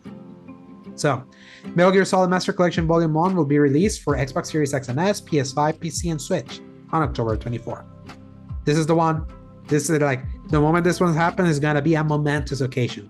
One of the last few, and I repeat, last few games stranded, like big, important games, stranded on that decrepit PS3 hardware, is finally gonna be able to be experienced by almost everyone. Is there anything left on your PS3 that can't be played anywhere else after this comes out? So when I look back at the things that I have installed there, the Duck Hunt, the DuckTales remastered, I think it's not available modern. Like, it could be on Xbox, I could be wrong. I could have sworn that's on PS4 now. I think that the Disney collection is, but there's like the DuckTales remastered. They completely remastered it. It was like a very late PS3 game. There was the Killzone games, Killzone 2 and 3. Oh, yeah. Those were on PS Now, and then when they did the revamped PS Plus for premium, they're no longer there. So those games are trapped. Infamous, just on PS Now. Like Infamous 1, 2, and Festival of Blood are just on PS1. Yeah. The Resistance trilogy is also there. Only Resistance 3 is available to be streamed on PS Now. I wouldn't recommend it because of lag. So the list is getting ever shorter, at least from the games that matter. There's other early exclusives from the PS3 like Heavenly Sword and Lair that you remember that? Those are the games that you'd always look at and be like, whoa, look at graphics now, man, it's so perfect. That's what they were, and Lair sucked. That was a game, like, why it sucked was because it was a game made for the 6-axis. You could only play the game with the 6-axis, and that thing had no precision. So that game was almost unplayable. A year after, they added a stick control for that game to become playable, but at that point, that die was cast, and the developer, which were the ones that made Rogue Squadron, died. So that game killed them. It's so sad. So yeah, there was an RPG called Folklore and Genji Days of the Blade is another one. But if we're talking about things that matter, like the things that matter, the Uncharted trilogy made it out. It's now played modernly. Jak and Daxter, the Jak and Daxter collection that was remastered on PS3. We got PS2 ports of those games now on PS4, and they were fine. That's how they played them last year. So, the God of War trilogy, it's only on PS Now right now. I would love for that trilogy to be like native. But here's the thing: many of those games, if Sony figures out backwards compatibility, finally, we've been hearing that after they launched just the streaming only PS3 thing for PS5, that they were finally looking into getting the native ones. As soon as that is fixed, that won't be a problem, because we know a lot of the games that are there on on the PS Premium that could just switch over if they eventually figure it out. But Metal Gear Solid 4 was a big one, because it's like that to me was a turning point for the PS3 for me. So I'm glad that would be experienced by more people, especially because the prestige of this game, even though this was like a 10 out of 10 game at the time, they had like a high Metacritic score and all that. This is like considered by many to be the worst Metal Gear Solid. So I don't agree with that at all, but I would love for like people to get to play it modernly and see if that holds up true. So, but yeah, it's like now we just gotta get through the first collection. Then we know volume. As soon as I knew it was called Volume 1, we knew what it was like. That was, like I mentioned last week, pregnant with meaning. So this next story, Paul, will make you happy. Story number 6 by Tom Ivan, also from BGC. He wrote a lot this past week. Read the headline. Red Dead Redemption has been rated in Korea. Before I go into that, why is that significant, Paul? Well, that is because nothing ever gets rated until it's actually getting made. Yeah. I actually saw this earlier and it made me super excited. Yeah, so a new rating for Red Dead Redemption has been published. Rockstar's 13-year-old game, 13-year-old, that's crazy, was classified again this month by South Korea's Game Rating and Administration Committee, which has a history of revealing upcoming titles prior to their official announcement. As spotted by Gamatsu, the new rating carries a classification number that refers to console games. Red Dead Redemption was released for PS3 and Xbox 360 in May 2010, but was never ported to PC. The new Korean classification is separate to existing ones for the original games. It's Undead Nightmare Collection and its Game of the Year edition. BGC has contacted Rockstar for comment on the new rating. The last time something was rated in Korea became true was Ghost of Tsushima's DLC, and that came out true. So, and like I mentioned, it's like once you rate a game once, that's it. Being re-rated means that you're planning on like re-releasing it. Because you don't do that for fake games. That's just not a thing. Oh no, not at all. And why is it always in Korea? For some reason, I have no idea. They're just dropping the ball left and right. Yeah. So, which is so funny. I just saw our chat that you just posted the Baldur's Gate 3 thing. I'm gonna have that open because please read those descriptions. I think it's gonna be in the next story. But yeah, so hey, Red Dead Redemption, just real quick, like I love Red Dead 2 so much. I hate that Red Dead 1 is just on Xbox 3 and Xbox game currently because it's backwards compatible. To be fair, looking really good with like that. I went back. That was one of the last games I played when I didn't have internet, and I gotta give it to them. Like, besides, all they have to do is like up-res some texture work, and I would take that game in a heartbeat again. And that's what they did. Literally, that's what Xbox did. Like with the One X back compat plus thing, where they were like, we're gonna get specific games. Developers have to do nothing. We're gonna do it ourselves. We're gonna go into a code and just boost up what the code is, and that game looks sharp now. I know that's not how it will work, but if they had been able to just lift the bones of Red Dead Redemption 1 and put it into the map for Red Dead Redemption 2 and just say, here's the whole Red Dead Redemption 1 game with like the old voice acting, everything, just updated graphics, I would lose my mind. But that was literally the word. Left that game to freaking die on a hill. Yeah. It's like seeing that entirely, because I remember it's like as soon as you're playing with John Marston and you're like, I wonder what would happen if I keep going to where I think I remember the Red Dead 1 map is. And other than Mexico, that entire map is there. It's there. All of it. Nothing for you to do. Yeah. just to talk to random people there, or maybe hunt some animals like randomly. But it's like there's no missions, there's no bounties. It's like the main game does not treat it like it exists. Besides there being like, oh yeah, there's nobody here because there's a plague right now. Don't stay in this city. And then there's just nothing else in the whole rest of the area. I was like, what was your plan, guys? Yeah. The only thing that from what I understand, you could roam those areas and there's missions there in Red Dead Online. There's stuff online. That's like the only reason why that was there. And missions is also a strong term too, because it's like, hey, there's a train, there's enemies on it, kill all the enemies. All right, good job. And that was it. Like there's not even like real cutscenes out there. You get to like briefly meet I think Bonnie, yeah. Bonnie McFarlane. You get to do some missions for her, but it's like the open world kind where like there's a brief cutscene for 10 seconds and then you're out back in the main world. It's like, bring this carriage to another place and also the other players can kill you and stuff. Yeah. I would because I just want that game to, especially for people on the PlayStation side and even in the PC side, I would love for them to be able to play that game like in a current time. The only way for people to play, like for PlayStation players to play Red Dead Redemption, the original one, is dust off a PS3. At a certain point, it wasn't PS Now. Like it was streamable on PS Now and PS4. Obviously, not the best way to experience it, but it was a way for them to experience it, like in a console that they had at the moment. Obviously, they removed the game from PS Now, so it's like it's been gone. Like there's no way for people in that ecosystem to experience that first game. And the second one, obviously, is there with Red Dead Online. And PC players only got to experience the second one. My brother was playing it. I got to see it at 60 frames, and I tell you, it's a crime we haven't gotten a patch for that game, because that game is stunning still to this day. That's still, to me, it's still the best looking game ever made, especially with the scale like of that world and the character animations and all of that. So South Korea, you're always giving me hope every time you see that. So at least I haven't heard that the Red Dead Remaster and GTA 4 Remaster were shelved after the disaster that was the GTA trilogy. Eventually that trilogy got fixed and it kept selling. So I wonder if they have an idea of when GTA 6 is coming and it's still going to be far out, that they probably want to put something out. And there's demand for Red Dead. And considering how poorly their last attempt wins with I don't even remember what it was called, the freaking old the trilogy, the Grand Theft Auto trilogy, the definitive edition.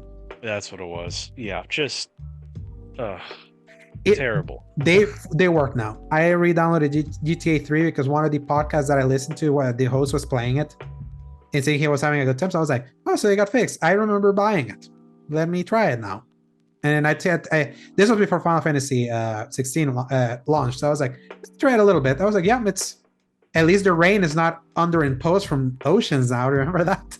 There's the ocean. Yep, that was exactly what I've been thinking of this whole time. Yeah, that's no longer there. So I'm glad that eventually they fixed it, because that was a disaster.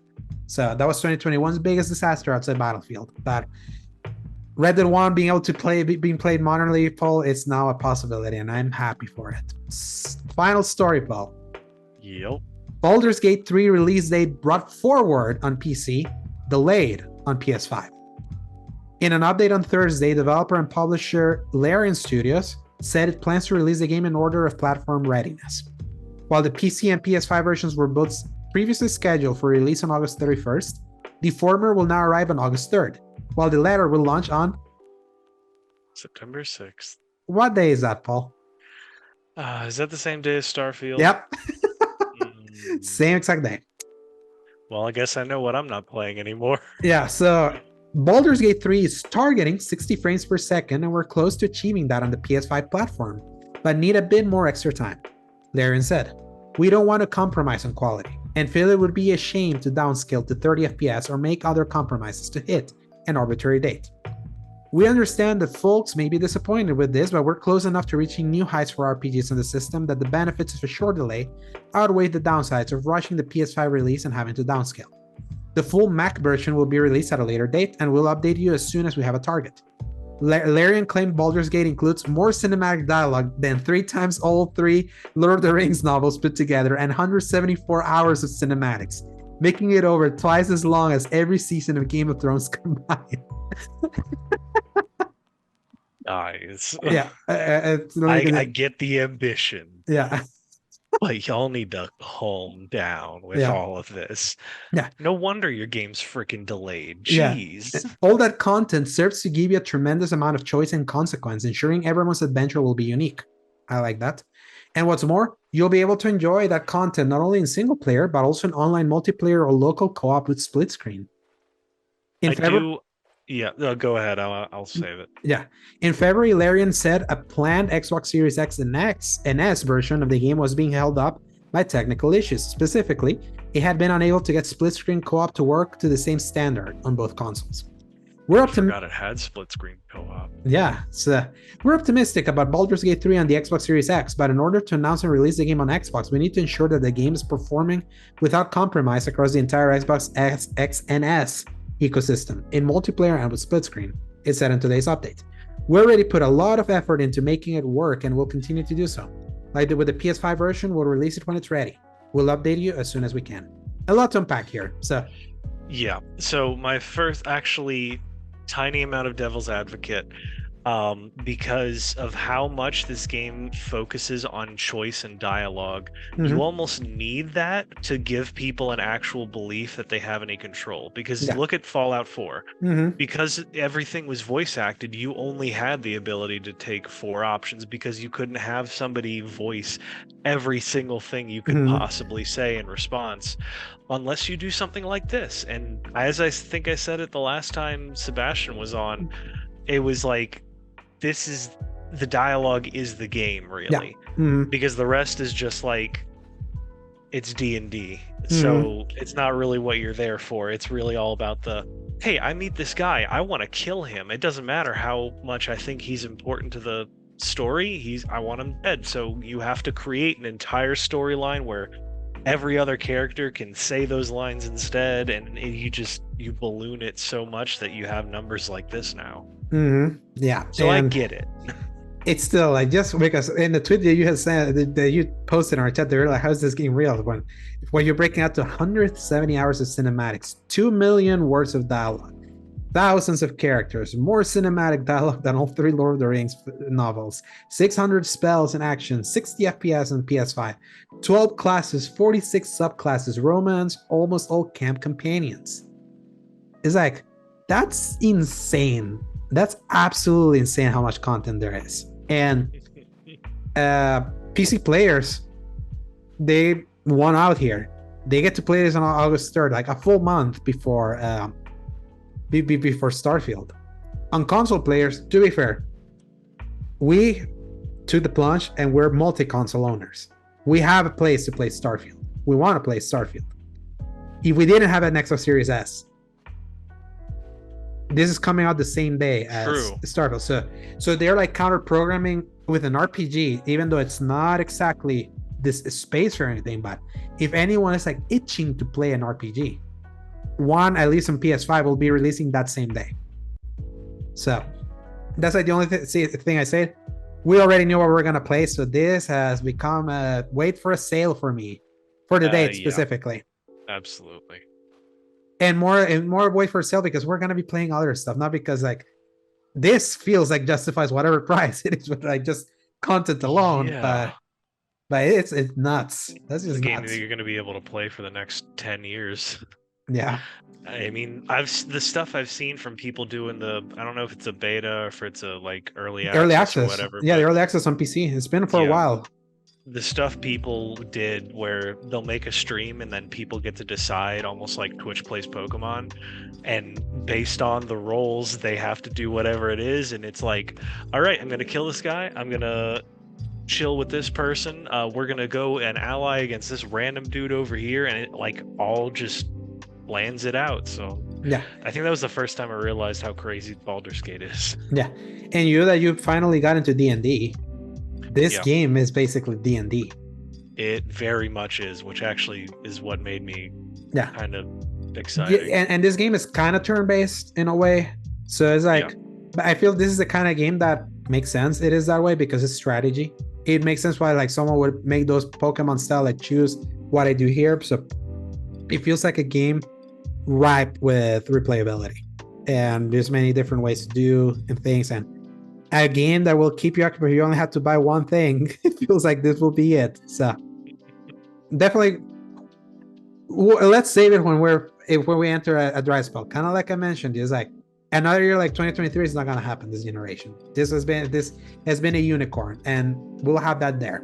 So unless we hear that it's like this masterpiece of a game that needs to be played, so that'll be like the only way that I jumped immediately to it. So it's so funny because I was talking with one of my friends. He's currently playing Final Fantasy XVI, and he didn't know what to play after Spider-Man. We were talking on how we both have Persona.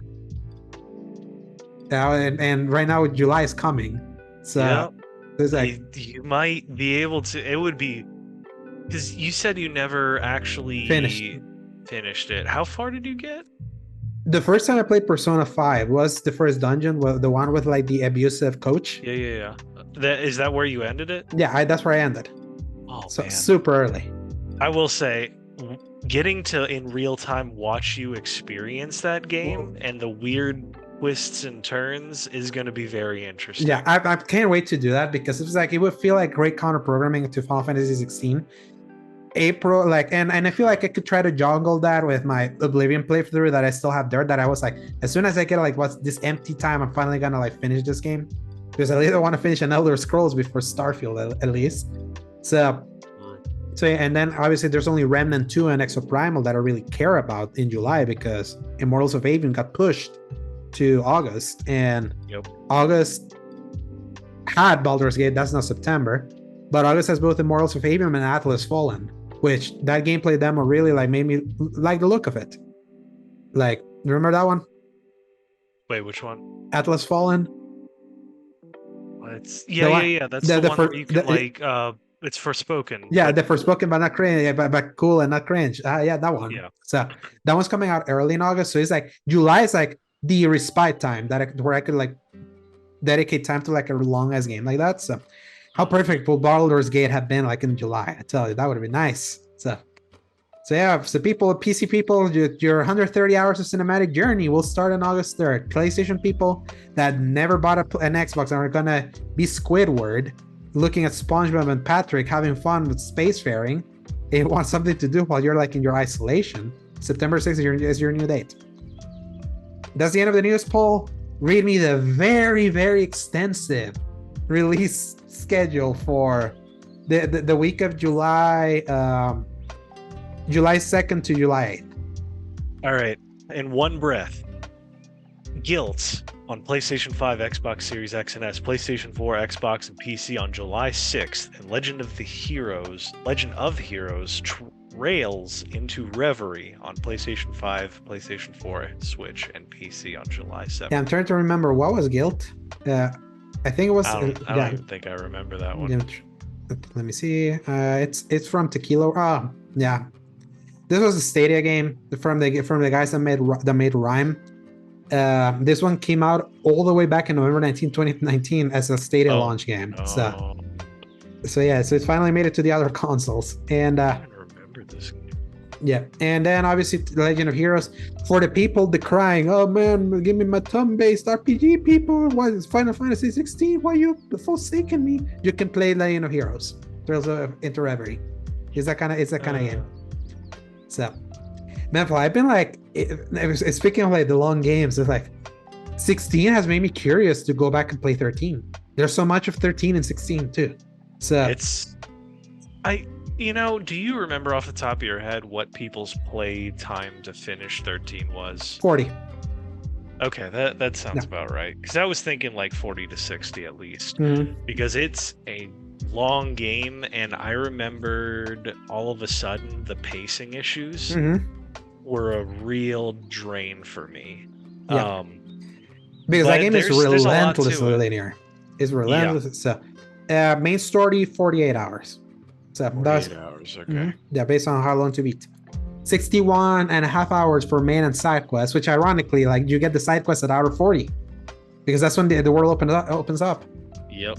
So I think I finished after like 40 hours because after all of that, I was relinquished into the open world. I passed by dinosaurs as I was like, running by or something. The same thing happened to me. I had this moment the same thing happened like to me. the Shawshank Redemption where I'm just standing there, the rain's pouring, and I went, I have no energy to finish this game. Right, I felt the same way because I had heard, get to the open part. Just wait until you get to the upper part, the open part, and then you get there, and then you're like, I got here, and I don't have it in me anymore. That's when I stopped. I think I still have a PS3 save where I stopped in that open section, but this game has a level of complexity in its combat, in the turn-based and all that. Eventually, you get into a group. It's like I like how active it feels for like a turn-based thing, but I couldn't pick up that save. I'll have to like start again. And it's the irony, the Xbox version, which was bad on 360 because it was a blurry mess, and on 3 discs compared to the PS3 version, that was like sharper and only in 1 Blu-ray disc. Now in modern times, PlayStation doesn't get Final Fantasy 13. There's no way to play it modernly, and the Xbox version got a 4K update like through backwards compatibility for Final Fantasy 13. So the irony of that one doesn't escape me. So well, we made it. Yeah, we made it. So time to go play more Final Fantasy, Paul. Where can people find you? As always, y'all can find me at Dork of Art on Twitter. I don't think I've posted anything about Final Fantasy XVI, but because the game's so polished that you don't break it. It's so polished, I don't break it. And I don't want to post like crazy awesome moments from it because I feel like that's a disservice to anybody on social media. So I kind of avoid that. Yeah, I was trying to post some screenshots from the Titan battle, but with the spoiler tag, but I wasn't figuring out how to do the spoiler tag from my Motorola. So I was like, I'll hold off. I think this is too early. I think people need to see that for themselves. So you can find me at _Segovia on Twitter, Alejandro Segovia 93 on Instagram, and my written content at both seasongaming.com and thecriticalcorner.com. A review for Final Fantasy XVI based on where I am and from what I understand should be live by the time we record next week. So I wonder where I land. So I'm looking forward to it. Yeah. So, and everyone else, hopefully everyone else here, my dad being loud voices right now. I don't actually hear it at all. Thank God. So, and everyone else, thank you so much for listening. Like I mentioned at the top, if you like our show, give us a like, subscribe, share, probably write a review if you feel so inclined. We'd love to hear what you think. And have a happy Independence Day to U.S. listeners. And stay healthy, play games, don't get too sunburned, and press X to play. Good night, everybody. Adios.